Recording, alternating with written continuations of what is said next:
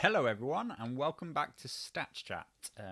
Regular listeners will, of course, know that it's been about 4 weeks since our last video. I, of course, have been taking a bit of time off from away from this computer. I have been taking some time off from developing from the site and also from making videos, doing all the things that used to keep me from going insane before COVID came along, before lockdown happened, trying to get back to being a normal person again. And I've managed to come home to find myself back in a local lockdown and kind of increasing lockdown restrictions in the UK in general. So, I mean, you'll probably get to watch me slowly go mad again. Or not that slowly, probably over like next 4 weeks or something. I'll be right back to being completely unhinged. But yeah, enjoy watching that over the next few weeks. But it was great to get out, and it's also great to be back. While I was away, I of course was kind of away from developing from the site. I was also away from making videos, but I wasn't entirely away from the game. I, of course, kept in contact with the game kind of like through the communities that exist in Facebook and on Discord, and they're the main ones that I use. They're the ones where I think it kind of really exists. There is Reddit as well, but I'm not a Redditor. So I was also, of course, even though I was traveling and I had my laptop, I was still playing in some TTS tournaments. And it was quite interesting because I wouldn't have played those games. I wouldn't have made time to play games were it not for the fact that I was in a tournament and I needed to play a game, which is interesting in itself because I think quite a few people have that mentality in general, not just for TTS, but that they won't make time for the game unless there's an event that they're going to play at, which got me really thinking about how important tournaments are and stuff like that. I was thinking a lot while I was away about community in general, what keeps the game going, and I was kind of decided that I was going to do this stats chat on community and stuff like that when I came back, talk about some things that I'm working on, got loads of new ideas, loads of new stuff for the site, make things easier, make the community stronger, make it more easy to find these events because these are the things that keep the site going, keep the game going. And then dragons. So I was all ready to make a video yesterday, and then, well, it happened. I feel like probably nobody who watches this video hasn't seen dragons, but for those who aren't aware, or maybe don't know, I wouldn't even call it the full story. I'll give you my interpretation of the roller coaster that was the dragon and mammoths, but dragons.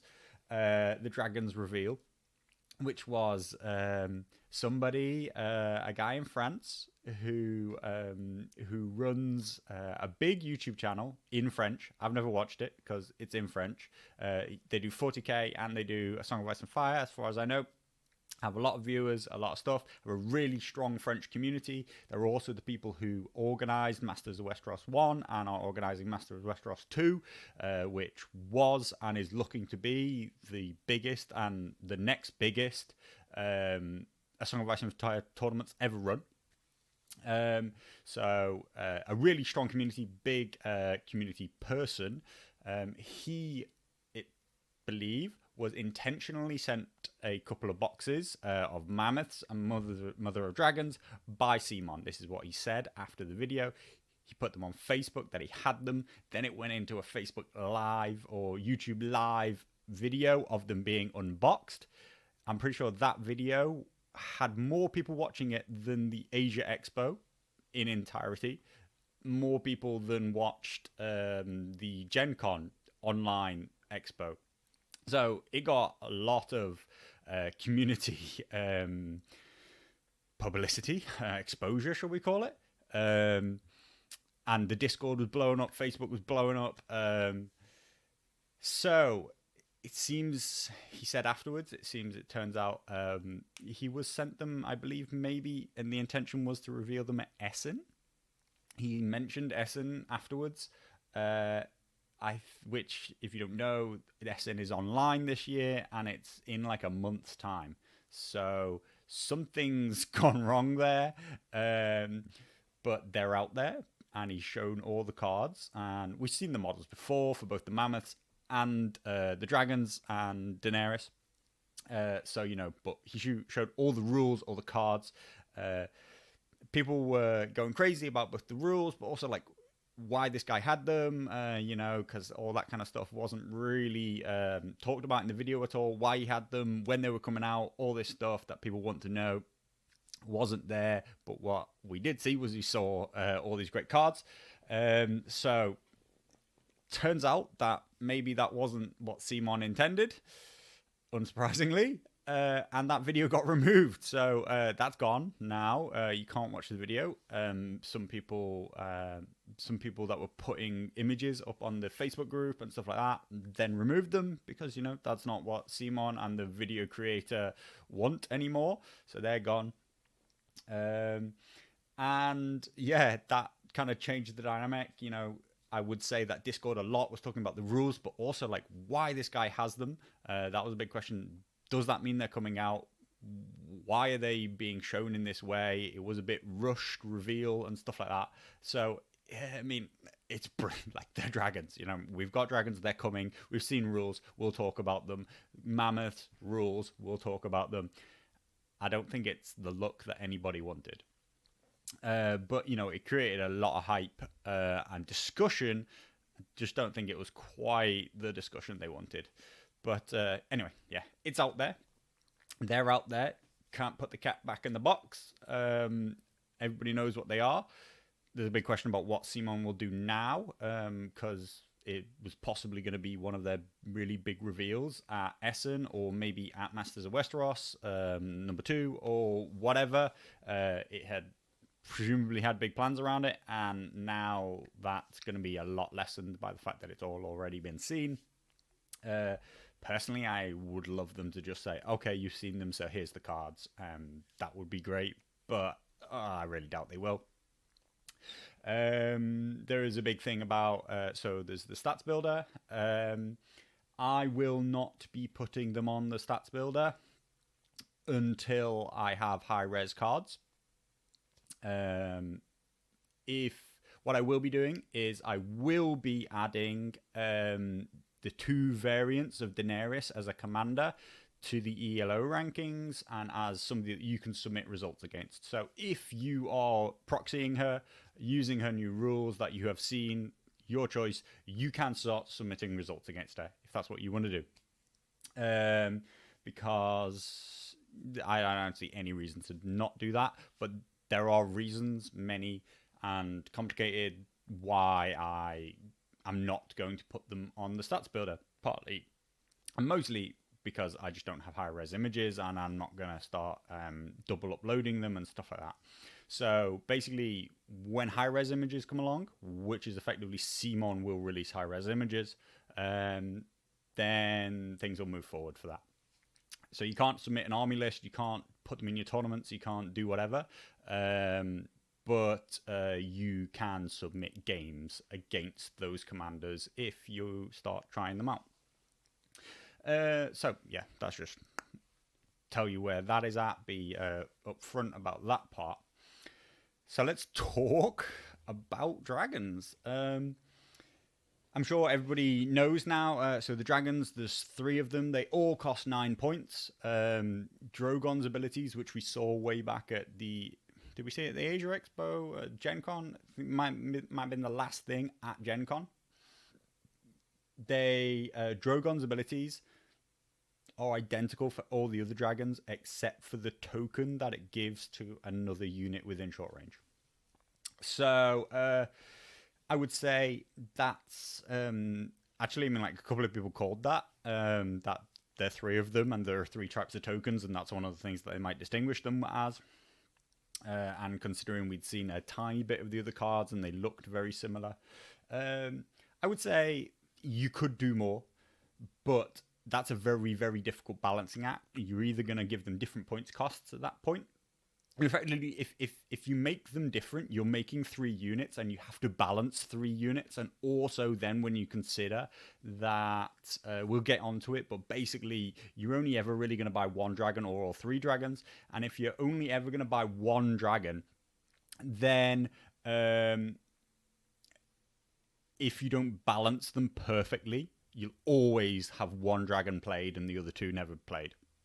So having a tiny difference, such as the tokens, gives some flavor, some it gives you options inside like secret missions and stuff like that. It gives you some choices. It does give you a tiny bit of taxable flexibility. That's what we're looking for. That's the word. We give you a bit of flexibility in the way you play them without having this huge requirement of having to write 3 full sets of rules, balance 3 full sets of rules, both against each other and against the rest of the game. So there's 3 dragons and they cost 9 points each. There is a card that comes in the set that is called Mother of Dragons, and it says you must have all 3 dragons and your dragons cost 2 less points. There was loads of discussion, I mean, before like all the hubbubaloo or the excitement died down already, basically. Yesterday there was a ton of discussion about what does that card mean. Is it attached to... There are 2 variants of Daenerys.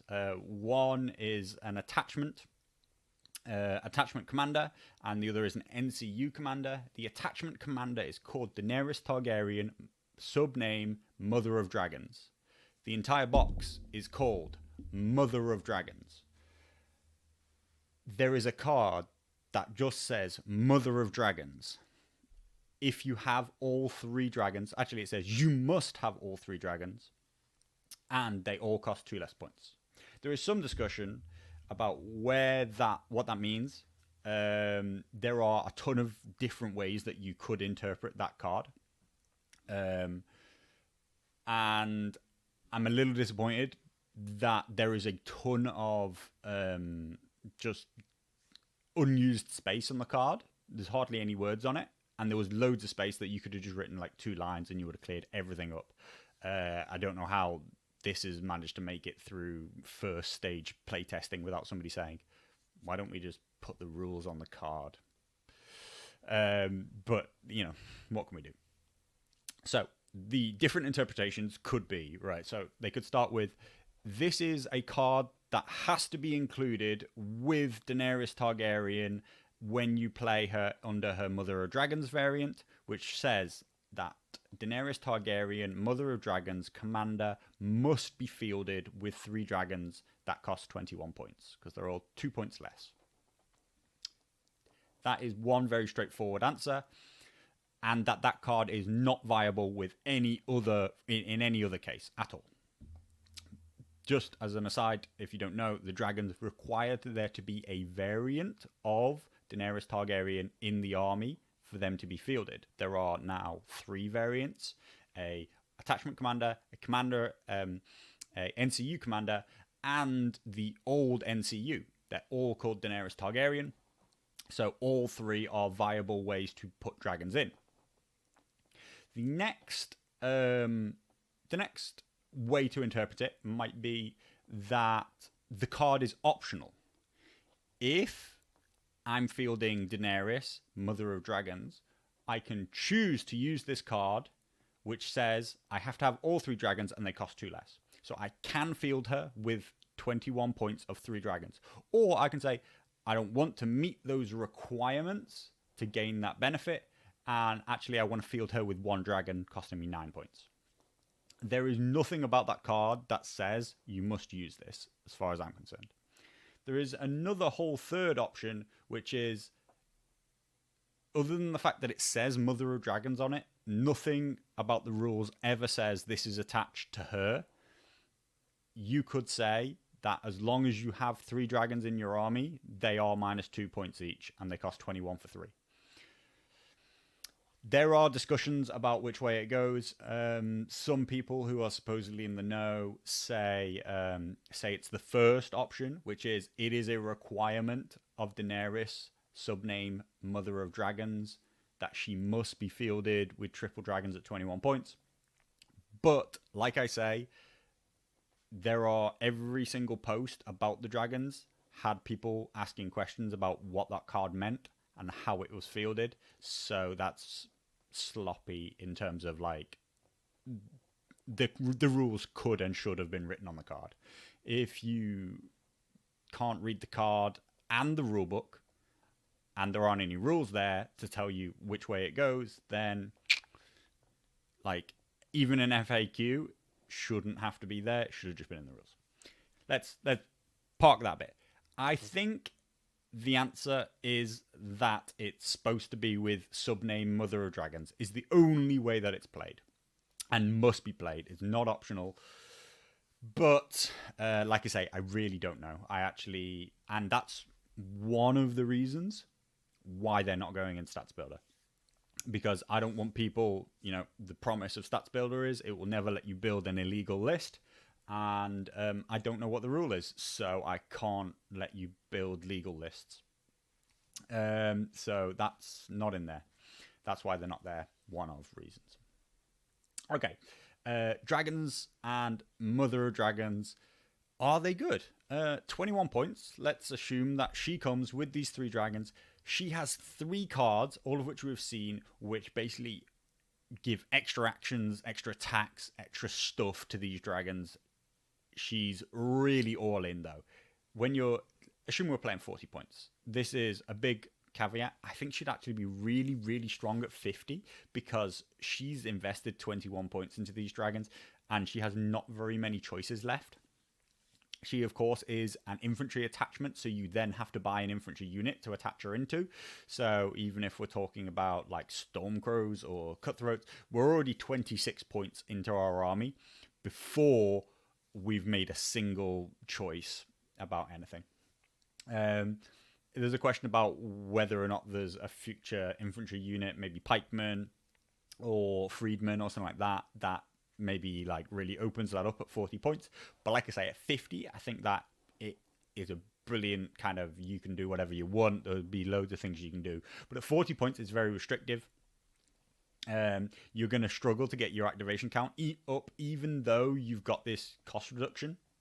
You're still basically going to be looking at having like 4 combat units and 3 NCUs for a 7 activation, or you can really push it and squeeze in 5 combat units, but we're talking about Stormcrow Mercs here, and spamming them.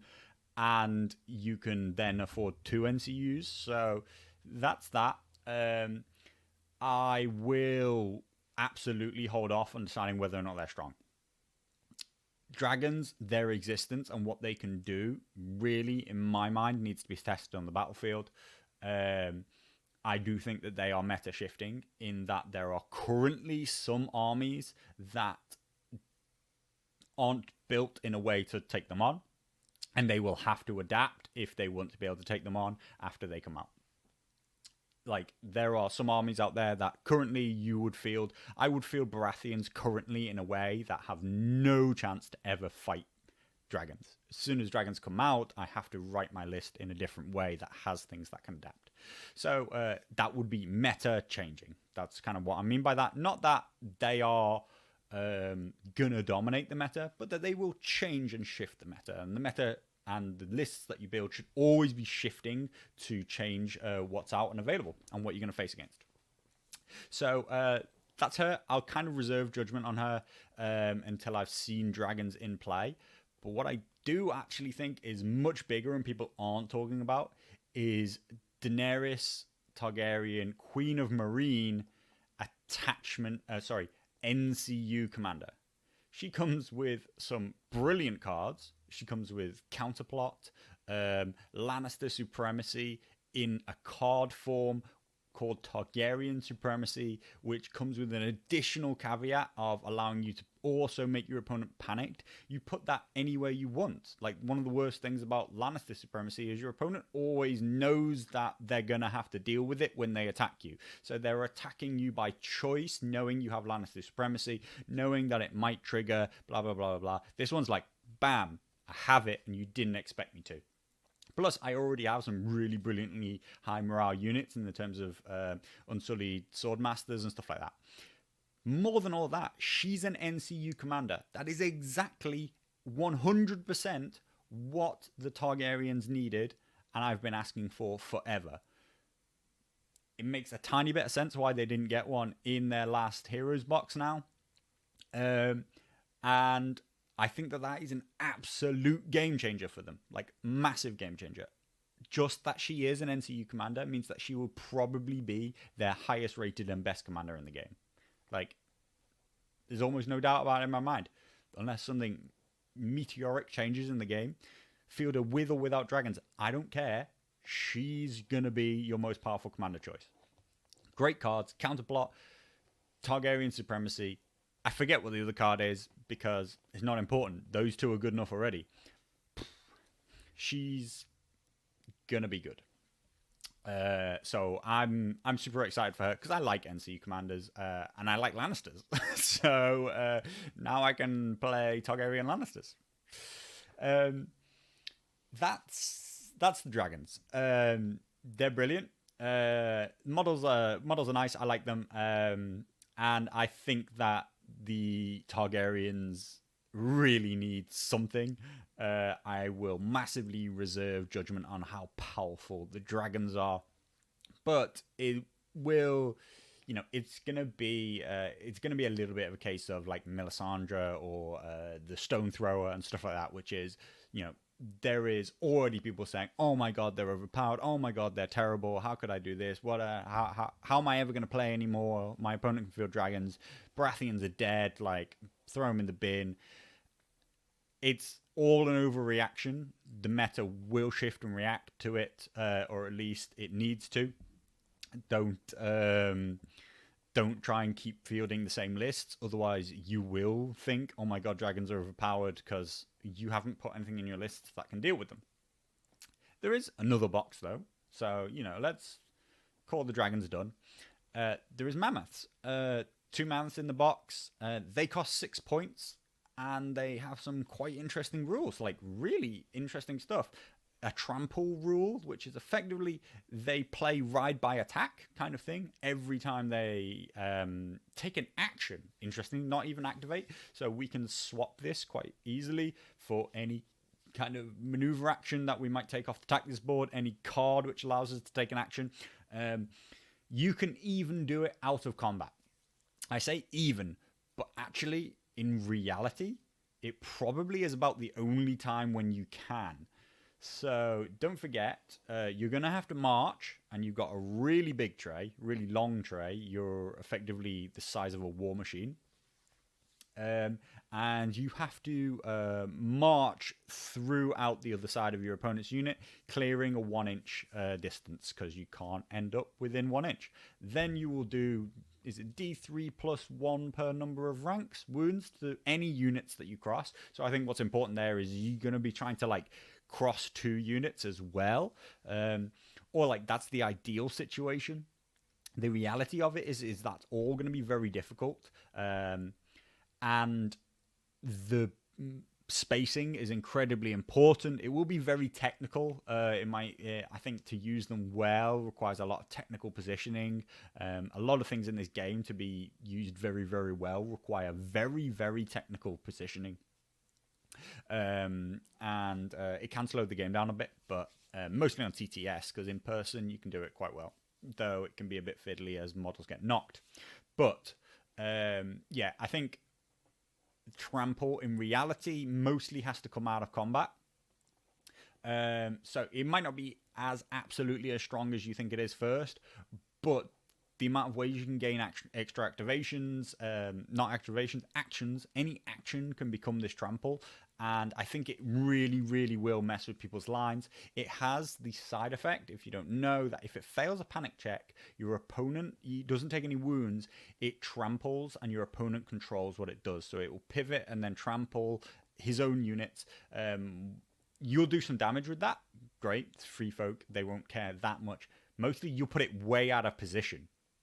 So that's what's important about that. You can make it trample back towards its own line. It will be big if you get this to fail a panic check. The problem with that is that he has 3+ morale. So I think that this is quite meta defining actually, which is, I think that if you're playing against, I think that free folk should include at least 1 mammoth in one of their 2 lists. And if your opponent doesn't have morale manipulation, it's very, very difficult for them to do anything about it. you're going to have to stack some big negatives on it. We're back to the old Cersei -2 crown test. Melisandre can go after it, but you've got to sacrifice 3 models to do a -3 test to it. You don't get to do any bonus wounds because it doesn't take wounds from the test. Actually, maybe, now I'm going to have to think about whether or not Melisandre's +3 wounds goes against it doesn't take wounds from panic tests. I'd have to read the wording. I haven't looked closely enough into that. Maybe she would do 3 wounds and make it fail a panic test. I don't know. But you're giving it a -3 test on a 3+ morale, which is going to become a 6+ morale, which means that it's still like, I don't know, what is it off the top of my head, like 65% chance to pass. And you've already committed killing off 3 of your own models to this test. Basically, you're going to have a panic token on either of those cases. Hear Me Roar, that'll help for the Lannisters. Maybe Shira or Roose Commander for the Baratheons will help massively for Melisandre. I'm talking mostly about those 2 armies because I feel like they're very slow, outside of maybe like Knights of Castle Rock spam. They're slow defensive armies, and this is the thing that it will trample through, get into your back lines, and you won't really have an answer for. So yeah, they're definitely going to have to reassess whether or not they have enough panic control to deal with one of these. Otherwise, they're just going to come up against it and have no answers. I think it in a Styre-based list, set for charge, Mammoth with set for charge looks a bit obscene. We're back to like the Stormcode Dervishes and their Swift Strike ability with set for charge. Always to get an attack when your opponent charges you. You would charge a Mammoth. They would play set for charge. They get to make an attack before you attack. They replace their action with trampling through you. You take some wounds. More importantly, you're not in combat anymore. You don't even get to attack it. That seems really rough. So watch out for that one. I think there are some other things in there, some other ways that it can work. But I think the new meta, just from that one unit for Free Folk, would become a Harmer, your classic Harmer spam. And then you're going to be looking at a Styre with at least 1 Mammoth in it.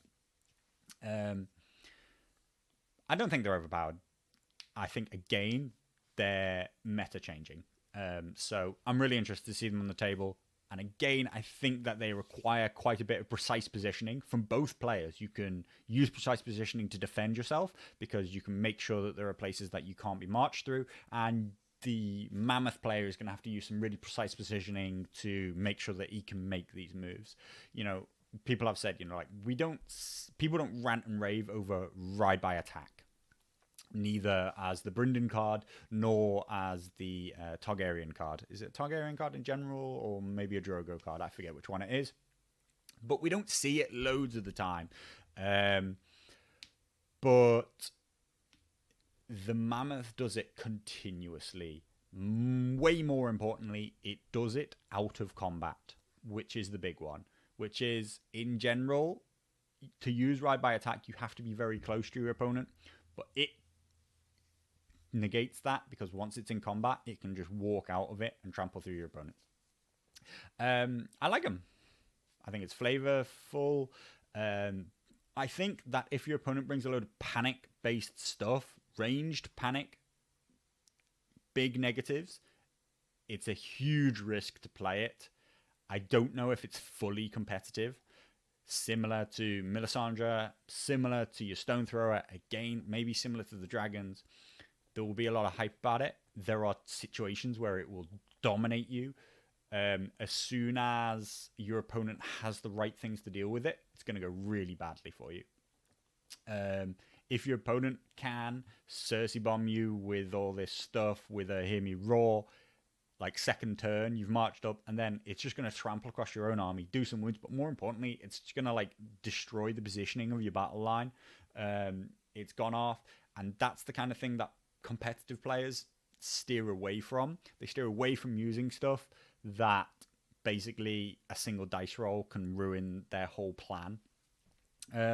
but it's definitely another interesting piece in the game, and it's really cool that we're getting some very interesting units that aren't just infantry units with stats and stuff like that. I like them. I like the dragons. I like the mammoths. Very excited to get them both. Don't know when they're coming. Still always the problem. That was my big thing with the reveal in general, which was like, cool, this guy's got them. Yeah, he's a content creator. He does all this stuff. Big community. Yeah, definitely send them to him.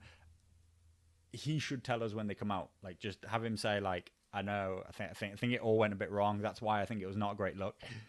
As soon as you say, here's this cool stuff, and it comes out next month, I'd be like, yes. When you're like, here's this cool stuff, it's not even up for pre-order anywhere in the whole UK, as far as I can find. No online stores. If I phone my local store, they will have never heard of it, never seen it on a pre-order list. Okay, less hyped. Hype goes up, loads of discussion, dies away really fast. I think that if things can come really soon, then we're in for a great time. Really looking forward to the dragons. Really looking forward to the mammoth. And it was a crazy day. It was It was really exciting. There was a lot of talk. Like I say, I'd like prepared this, not prepared, but I'd been thinking about, I'll come back, I'll talk about all these things I'm going to work on, talk about these new ideas I've got, talk about community, talk about how the website's going to have some new stuff, and then it's too big a news. So there have been some questions, some things that I'm working on. Now I am, there's been a question about Commander ELO rankings. That's both something I'm going to make clearer on the website, the way it works, and also talk about next week. Some questions about tournaments, and generally there's a hopefully quite big update coming out soon, which will help you find tournaments more easily. More importantly, find tournaments that you're already in more easily, because now that the list is really long of how many tournaments are running, which is brilliant. Loads of growth to the site in general without me having to push it loads. Was really good that lots of people still use the site while I was away without me doing videos. Feels like took a lot of pressure off the videos. Now I can just kind of go back to talking about whatever I want to talk about. Seems unrelated in general to whether or not people use the website and whether or not people the website grows. Lots of new tournaments, lots of stuff taking off. I think that lots of people are getting back to physical stuff. Not looking great in the UK right now. I think things are kind of going backwards, not forwards. But yeah, loads of developments, and I'll talk about them next week. Hopefully you'll probably have an update before that comes out, and I'll talk about what I've put up, and I'll show you all these cool ideas that I've had. But dragons were too big a thing to not talk about. Also, kind of the random way that the reveal happened was a bit too much to not talk about. I don't know who's going to get in trouble for that. Maybe nobody, maybe everybody. I don't know how that all happened, but it was fun. It was fun. And yeah, now they're out there. I would say don't expect them on TTS anytime soon. I think Bartender's made it very clear that until Simon give them the thumbs up, they're not going on TTS. Once they Simon give it the thumbs up, but like they kind of are not considered an accidental leak anymore. That's another reason why they're not going to be on the stats builder, because then that doesn't interact with the export properly. So yeah, there's a whole set of reasons why they won't be on the stats builder. The commanders themselves will gain ELO profiles and rankings, and you can start to submit results against them. So if you really just want to proxy every one of these cards that you have a not very good screenshot of, then knock yourself out. Reserve any decisions about whether or not they're amazing and your army's dead, or everybody's going to play Targaryens or whatever. Targaryens will go up. There's no doubt about that. NCU Commander Dany will be up there. She will be one of their main winners. That's no doubt in my mind, but Targaryens, let's not forget, were absolutely bottom of the pile. They're the lowest ranked faction that has ever been on the site. They're like minus 100 and some at the moment. Let's find out. It might be even like 100. Oh, it's minus 113 right now. That's really bad. It's hard to explain the numbers, but say like at minus 90, we're bad. But like every single number after that is almost exponentially worse, right? It's not quite exponential, but it's almost there. So like, to go from 80 to 90 is bad. To go from 90 to 100 is really bad. To go from 100 to minus 110 is whoa, like you're barely winning a game. So they need something, and they've got something. We'll see. We'll see where it sends them. We're just left with we're probably just left with neutrals being absolutely languishing, and I don't think we have anything really coming out for them, so not a great spot for neutrals right now. Everything else seems very, very good though. If you're not aware, Night's Watch have had a big rise. They're up in the pack. The pack is swapping positions continuously, except for Free Folk, always number one. Targaryens will go up. We'll see whether or not, or how long, pretty much is the question. It's not really if, it's how long it will take for them to join the pack. And I think we'll have 6 really competitive factions and neutrals languishing behind. I think they don't know what to do with neutrals, which is why there aren't any neutral attachment box coming out. No, other than dervishes, there's no real neutral releases coming out.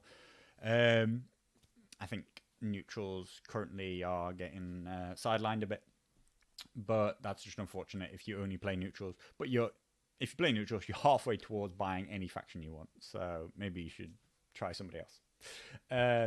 Anyway, until next week, like I say, I'll talk about loads more site stuff, all that kind of things next week. Really glad to be back. Hope you're glad that I'm back. Thank you for any messages and stuff like that when I went on a break. Wasn't kind of fishing for it, but it's really, really nice to hear it, that people like the content and they're looking forward to the content coming back. Sometimes you don't know how much you need to hear something until you hear it. But it was really brilliant to have a break, but it's really brilliant to be back, except for lockdown. Well, hopefully the future is really, really bright. I'm optimistic, even if the reveal was a bit weird. I'm super excited for what will come. I'll see you soon.